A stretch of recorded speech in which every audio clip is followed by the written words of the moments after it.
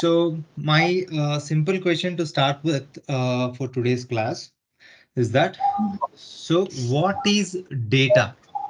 So what is data? So you must be using the term data, right? Yeah, so data is a information. So define information. What is qualified to be a information?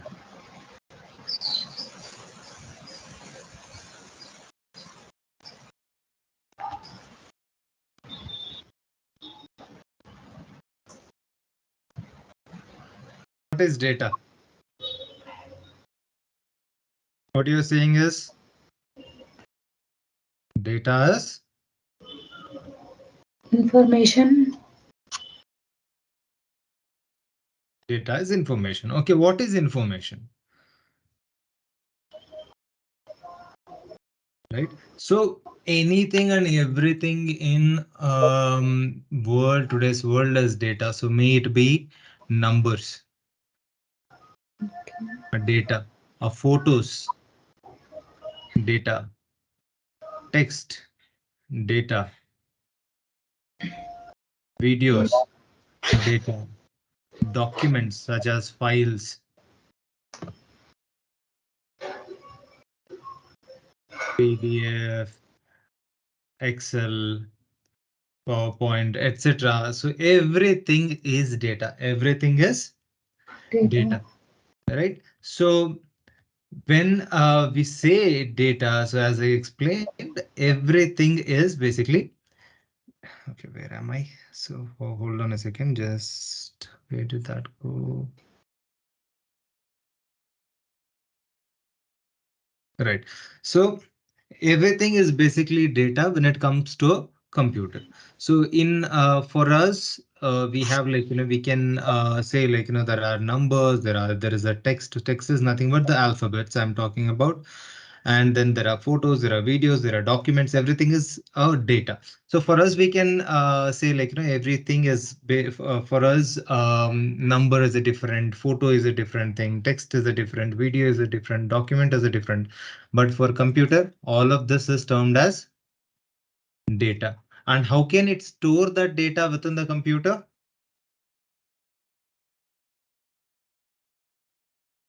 The computer universally understands only one language. What is it? Right? It is a binary. Computer can only understand a binary data, which is 0 and One. 1. One. So it basically stores internally everything as zeros and ones in the format of zeros and ones. So the though we have, like, different ways of, like, numbers, photos, videos, and etc. But for computer, it is all going to be a binary data. So it is all going to be 0 and 1 eventually to a computer. Now, if computer understands 0 and 1, now how does it understand a Python programming language? Or how does it understand what is a photo? How does it understand what is a video? How does it understand what is a number? How does it understand what is a document? Yes, you have several things, but how does it understand? So every software application that you are installing on your laptop is basically, like, that application will take care of converting the respective data, which is photo, video, number, whatever, to the language that the computer understand, to the language that computer understands. So in fact, that is what we have done now. So I can, in order to learn Python programming language, the first step, what we did was we installed the Python software onto your computer. Yes. Now Yeah. that software, right? So once we start writing something in Python, that software takes care of converting whatever we have, whatever the program that we write, right? It basically converts that to the language that the computer understands, which is eventually the zeros and ones. One. Okay. Now, same goes with any software. Like, if you want to play a video on your laptop, you would actually require a software to play the video. Yes, you might be using something like VLC as a common player or MX player or whatever, right? So in order to open photos, you would use a certain photos application. So in order to open or create any documents, you would actually use a Microsoft application software, right? So if you want to do anything on the computer, so basically it has to have a particular software which can help you to write in a human readable format, and that software will take care of converting that to a computer readable format. Okay, are we clear so far? Yes, sir. Okay, Yeah, now so we have installed Python. Now, when we were working through the Python, so I did write something like A is equal to 10. A is equal to 10. So what do we mean by this?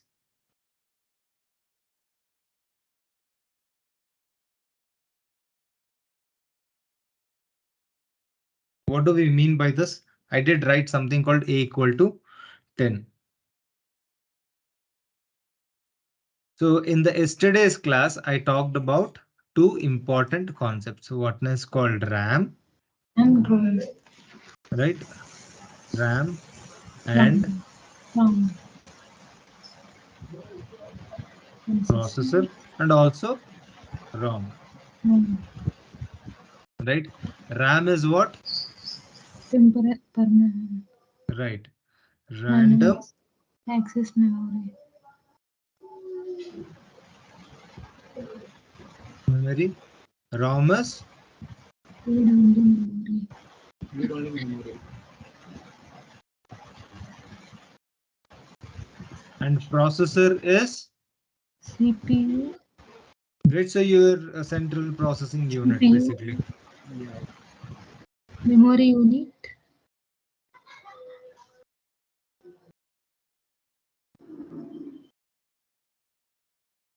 There are three things in the yesterday's class that I told about. Right. Hmm. So here when I say A equal to 10, which means this A is nothing but a variable which is holding the value 10, which is holding the value 10. 10. Now, where does this now this is this I have written with help of a Python program. So Python software where I have used a particular shell called ideally, where I have just written the statement and hit on enter, and it just went to the next line without throwing any error. It did not show any error. It was able to understand what I have written. It was able to understand what I have written.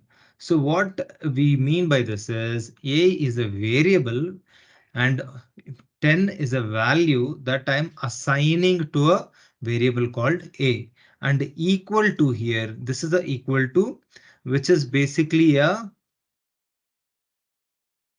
assignment operator, where when I say A equal to 10, meaning we are assigning value 10 to a variable called A. Okay, so now where does computer store this information? This is the information that needs to be stored somewhere, because only if it stores, and if I say print A, it is going to give me the value called 10. This is going to give print the value called 10. So if this print A has to print the value that we have stored in it, then this information, this piece of data should have stored somewhere in your computer. So all such information will get stored in RAM. All this information will be stored in RAM. It was not stored in your ROM. So ROM is your hard disk, right? It doesn't get stored in your ROM, but this information is a temporary information and this will be stored in your RAM. This information will be stored in RAM. Are we clear? That is how this, when I say print A, it goes to a particular RAM, finds that data. What do I have in A? It gets that value and prints it for us so that we can see the output. Okay, so now let us understand what I mean by that. So I'm going to repeat the same thing. We said A equal to 10, and let us say name is equal to John. So this is a number. This is called a string. This is a text, right? It's an alphabet. So alphabets, generally we have to store them in the double quotes here. We will see further on what is a string and all of that. We have to, any text has to be enclosed within the double quote here. Okay. Now what happens when we are writing and when Python understands this and tries to execute it. So when it is executing, as I told, this information will be stored somewhere in your memory. Let us say this is your, let us say this is your memory. So from now on, whenever I say memory, I always mean it is RAM. I always mean it is RAM. So 10 will be stored somewhere in your memory, somewhere in your RAM memory, and value John will also be stored somewhere in your memory, and this A would be pointing to this address, and this name will be pointing to this address. Now this is very important, the term that I'm using as address here. So just like, every one of us have a certain address where we are resided. So if someone asks where does Shrikant live, so people who know me, they can say like, Shrikant lives in Bangalore. Bangalore is, let us say, my address. Okay. And in the same way, in computer also, if it is storing particular data, it will always have a address associated to the place it is stored, right? So always whenever we store a information, so this is all hidden in the handled by the Python programming language. We don't have to worry about what is the address, how we get address and all of that. So we don't have to worry about it. Your language will take care of this thing where it is keeping track of the address or a memory location of a data, and it will always associate itself with a variable. Now when you say a equal to 10, this 10 is basically stored somewhere in the memory, and that address of that memory is basically stored, basically your a. And the name is also, name John is also stored somewhere in your memory, and the address of it is nothing but the variable name. So here in this case it is going to be name, right? Now if I say print a, now this a will go check in the memory. Okay, what do I have here? So we have 10, so this is going to print 10. If I say print Name. name, okay, so it goes and checks in the memory. Okay, boss, what do I have here? Okay, so it is John, so and this is going to print John. Are we clear? So Name. always anything that you want to store, whenever you are writing a program, that program information, and when it is being executed, all the data that we create, it is going to be created in the RAM memory. It is going to be created in the random access memory. And whenever it is getting created, it is going to give the memory address. It is going to give the memory address.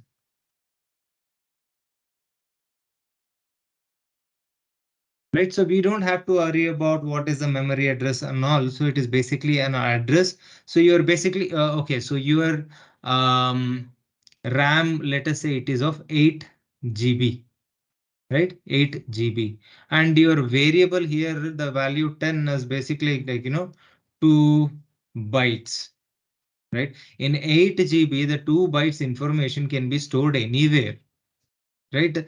The 2 bytes information and that 8 GB can be stored anywhere. So whenever it is getting stored, it is going to return the address. It is going to return the address. Now, if I have to explain this, if you are a person, that is a value, and the name that we our parents have given us, you can treat that as a variable name. Okay, are we clear? Yes, sir. Yes, sir. Okay, so variable is nothing but, now tell me, like, you just frame a statement and tell me what is a variable. Variables are used to store data. We can just say the statement, variables are used to store data, right? Number. Using variables, we can access data. Using variables, we can access data. So you can store data and you can also access data. Are we clear? Okay, that's fine. So variables are used to store data, and once you are storing something, obviously you should be able to access the data as well. Even if you want to access the data, so you need variables are the one which helps us to access the data as well. Okay.